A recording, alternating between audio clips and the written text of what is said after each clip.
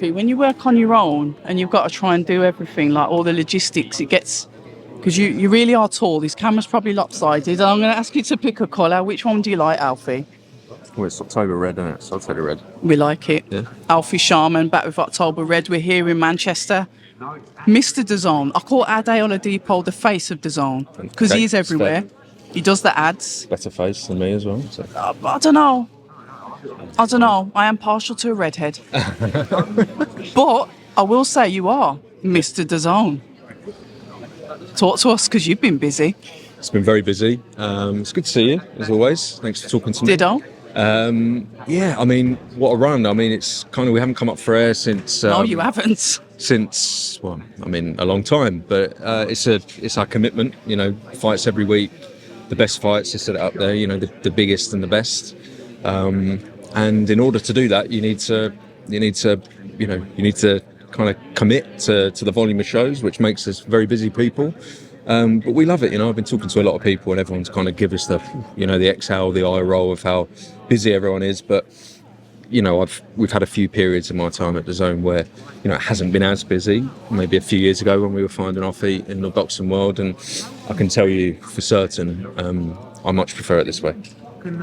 Wasn't it interesting though, the chase, you know, when you first started out and securing those contracts and eyeing up the targets, as it were?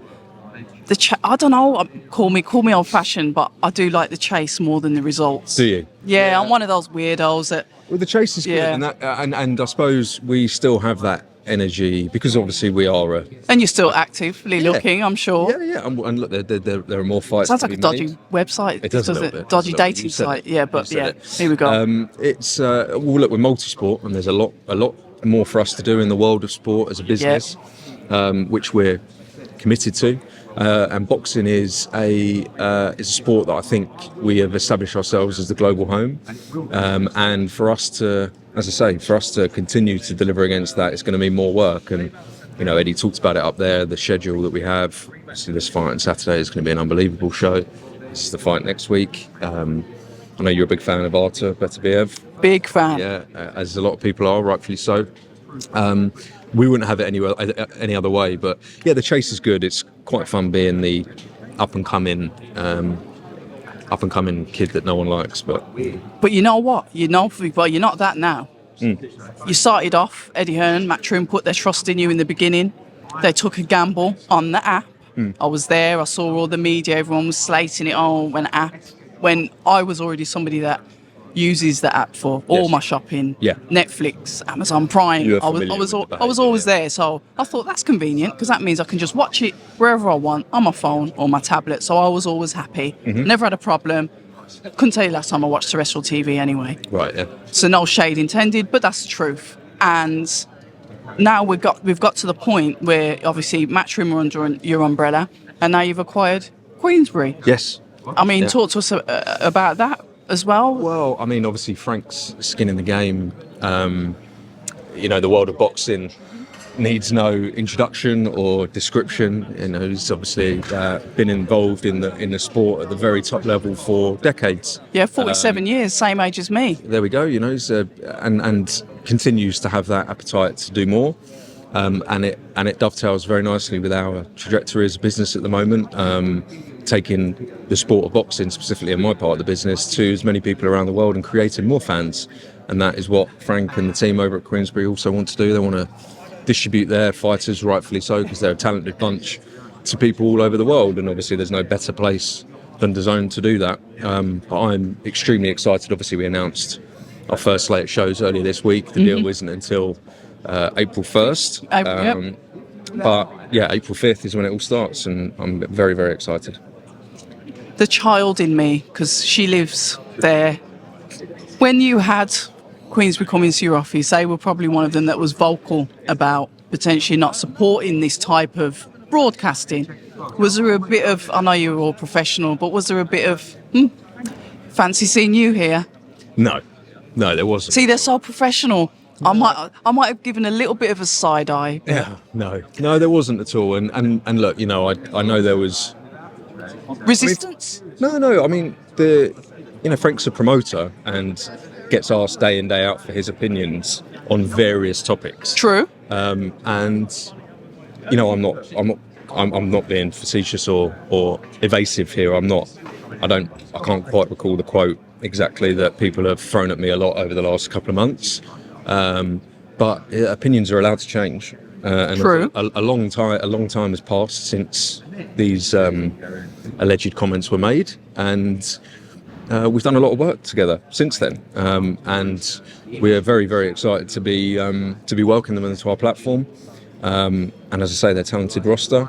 So no, there was no. I can't remember what he said. There was no rubbing your nose. Rubbing your nose, yeah. There was none of that at all. It is a very professional venture, of course, but yes. Equally, as I say, you're talking about somebody who's pebble dashed with questions day in, day out. Opinions are allowed to change, and you can't hold people to quotes and account too heavily. We discussed the potential of obviously Netflix seeping in. Obviously, like you said, well, that seems to have paused where it is. Obviously, they've done their bits with Most Valuable. When it comes to like growth of DAZN, I know Netflix is massive because it's been around for a long time. However, does DAZN look at like the platforms like that and think that is where we want our trajectory to go? We almost want that to become the home.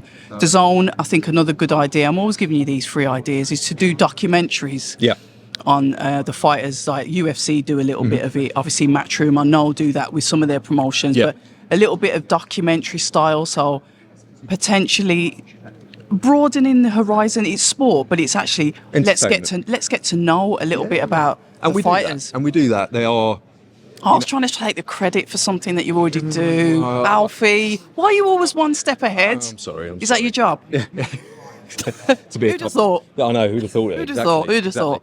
To answer your first question, yes, of course, we look at people like Netflix and aspire to be at that scale. They're in 1 in 2 households, I think, in the world, which is incredible. So for us to get to that scale, it'd be remiss of me to suggest that we're not aspiring to that. They, of course, are an entertainment platform. Yes. And, as are we. Sports entertainment is our business. And, I think by looking at, having companies like that to kind of set the bar and for us to aspire to, whilst obviously doing our own thing in the space. And I believe that we are, innovative in the space of sport. Yeah, definitely innovative. In the last 10 years, nobody's been doing what we've been doing in the world of boxing, but generally in sport. So yeah, I mean, I've said it before. I think people like Netflix participating and delving into sport, live sport and boxing specifically for my part of the business, is a good thing, because it demonstrates that there's an opportunity for them to make money, which we've obviously been doing for a long time in our sport of boxing. So it's only a good thing. So when you look at then the promoters we've got, obviously I know that you do broadcasting for Wasserman. I know that you do broadcasting for GBM Sports. So you're no stranger to other UK promoters. But another one that I think I was looking at is a potential that you could do work with, potentially Boxer. There is some suggestion that maybe their contract's coming to an end or renewal time, whatever it is. Nothing's set in stone. This is rumour mill. I get it. But is that another potential promoter that you'd like to get on the platform? So you are literally the umbrella for all boxing, and especially grabbing hold of the UK market. Well, I think if we're being honest, I feel like we are in that position already. We're obviously working with the biggest promoters in the world week in, week out. We've demonstrated time and time again that we're also open to working with anybody from a promotional perspective, broadcast point of view, rights holders, etc. 31 promoters. 31? All in across the world. So I suppose to answer your question around would we be willing to entertain the thought, of course we would. The proof is in the pudding. Obviously not going to comment on Boxer's commercial arrangements, of course, with Sky. That's their business. But yeah, we're always open to working with more people, and we will continue to do that in the future. Basic question, but we talk about potential schedules.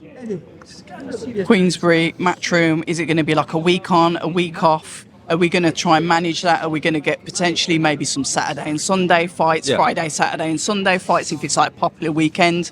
How are DAZN going to cope with that? Well, we have a whole team who work exclusively on scheduling to ensure that, I mean, if you look at Saturday night, for example, obviously we have this show, and then you move into Oscar Duarte, a Golden Boy show, Yep. at 3 a.m. UK time. That was a deliberate scheduling. So if you're a boxing fan, you come in and you want to watch Catril Barbosa. Obviously, Barbosa is a Golden Boy fighter Yep. with a big audience in the United States. You can have that as a tee up to watching Oscar Duarte fight on Saturday as well. With regard to Queensberry and Matchroom, they have between them an unbelievable roster. I think there will probably be times when there may be some overlaps. Okay. But of course, it's not something that we're working hard to avoid that, because clashing on our own platform, is something that is something that obviously we'll avoid. But I think when you have a volume of fights that we have, the chances are that it's going to happen. Yeah, and we will make it work. We will make the experience as seamless as we can for the consumer. We will, and we'll work hard on that. But you can't take the volume of boxing that we have on the platform and not be prepared to face some scheduling challenges. But thus far, over the last 2 years, where we've had, last year we delivered 178 fight nights, and we avoided major clashes over the 52 weeks of the year. So confident we'll continue to do that. As I say, we have a very skilled team who have fantastic relationships with all of our promoters. Our promoters don't want to clash, neither do we. So it will be a rarity.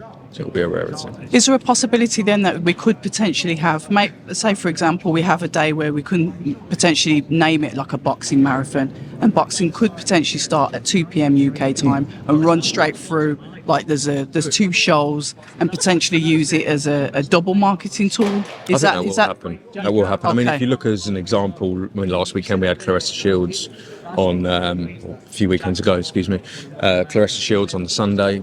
Yes. Which is obviously fantastic from a scheduling perspective after a Saturday night show.